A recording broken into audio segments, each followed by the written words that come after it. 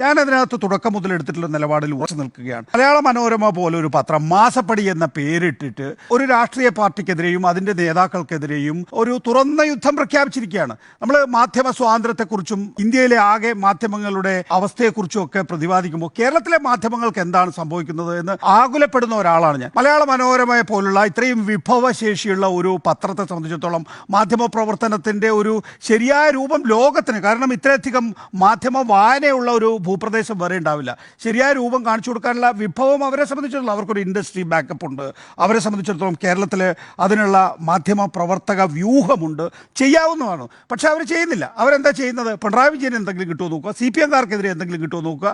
ആ നിലയിൽ വളരെ സങ്കുചിതമായ രീതിയിൽ ഒരു പേരൊക്കെ ഇട്ടിട്ടാണ് ഇതിനെ മുന്നോട്ട് കൊണ്ടുപോയിട്ടുള്ളത്. അത് ഇവിടുത്തെ VD സതീശൻ്റെ നേതൃത്വത്തിലുള്ള പ്രതിപക്ഷം ഏറ്റെടുക്കുന്നു എന്ന് പറയുമ്പോൾ അതിന് എത്തിപ്പെട്ടിരിക്കുന്ന ഒരു അവസ്ഥ എന്ന് പറയുന്നത് വളരെ ദയനീയമായ കാര്യമാണ് എന്നുള്ളതാണ്.